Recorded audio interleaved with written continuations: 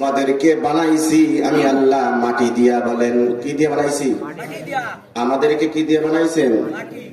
তাহলে প্রশ্নটা করতে পারেন, তাদেরকেও মাটি দিয়ে বানাইছেন, আমাদেরকেও মাটি দিয়ে বানাইছেন, তাহলে তাদেরকে মাটি বানাই দিবেন কি জন্য? আল্লাহ রাব্বুল আমিন বলবেন, তোমাদেরকে আমি আল্লাহ দুনিয়ায় বানাইলাম সব মাখলুকাত মানুষের খেদমতের জন্য। বলেন সুবহানাল্লাহ। সব মাখলুকাত আমাদের উপকারে আসে কিনা? আমাদের খেদমত করে কিনা? ভালো করে শুনেন। আল্লাহ রাব্বুল আমিন ফরমান, কিয়ামতের ময়দানে তাদেরকে বলবো, ইয়া লাইতানি কুনতু তুরাবা, তোমাদেরকে মাটি দিয়ে আমি আল্লাহ বানাইলাম, তোমরা মাটি হয়ে যাও, তোমাদেরকে মাটি দিয়ে বানাইলাম, এই পর্যন্ত তোমাদের বিচার শেষ।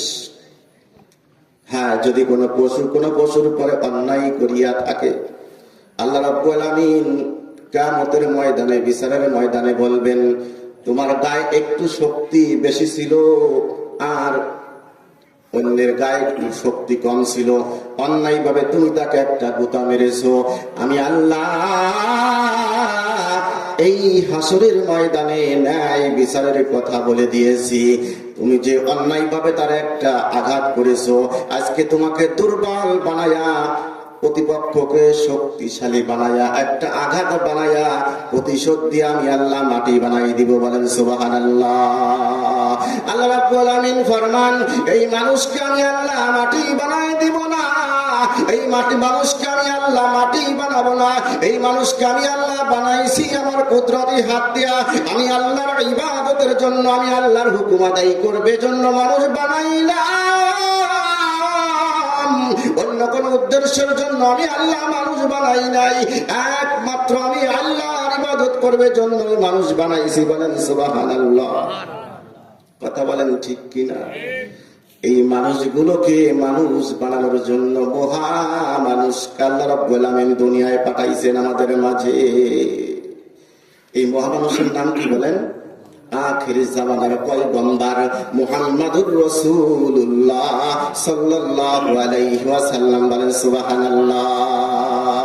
আল্লাহ রাব্বুল আমিন ফরমান, এই মানুষগুলোকে মানুষ বানানোর জন্য, এই মানুষগুলোকে মালিককে চেনার জন্য, এই মানুষগুলোকে আল্লাহ রাব্বুল আলামিনকে চেনার জন্য আমি যুগে যুগে অসংখ্য নবী বানিয়েছি, আর অসংখ্য নবীদের ভিতরে আমি আল্লাহ সর্বশ্রেষ্ঠ নবী, আখিরি জামানার পয়গম্বর, উম্মতের কান্ডারি বিশ্ব নবী মুহাম্মদুর রাসূলুল্লাহ সাল্লাল্লাহু আলাইহি ওয়াসাল্লামকে পাঠাইছি। বলেন সুবহানাল্লাহ। এই মানুষটা কোনদিন অপরাধ করেছে শুনছেন নাকি? সকালে বলেন শুনছেন? এই মানুষটা কোনদিন অন্যায় করেছে এই কথা ওই জামানার মক্কার কোন বড় বড় কাফেররা বলতে পারতো না। সবাই বলেন বলতে পারতো? যেই জামানায় আল্লাহ রাব্বুল আলামিন বিশ্ব নবীকে নবী বানাই পাঠাইছিলেন, ওই জামানাকে বলা হয় আয়ামে জাহেলিয়াতের যুগ। কিসের যুগ বলেন? যেই জামানায় তার জীবিত কন্যাকে মাটি চাপা দিয়ে দুনিয়ার থেকে খতম করে দিত, যেই জামানায় ভাই ভাই কোনো মিল ছিল না, যেই জামানায় মানুষের হকের কোনো দাবিদারি ছিল না, যেই জামানায় মানুষ তার কোনো কিছুই বুঝতো না, এমন একটি গুমরাহি জামানায় আখিরি জামানার পয়গম্বর মুহাম্মদুর রাসূলুল্লাহ সাল্লাল্লাহু আলাইহি ওয়াসাল্লামকে আল্লাহ রাব্বুল আলামিন নবী বানিয়ে পাঠিয়েছিলেন আমাদের হিদায়াতের জন্য। সবাই কথা বলেন ঠিক কিনা?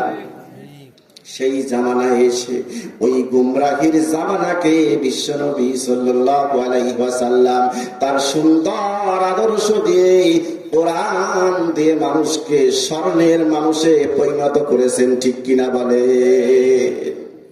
ওই জামানা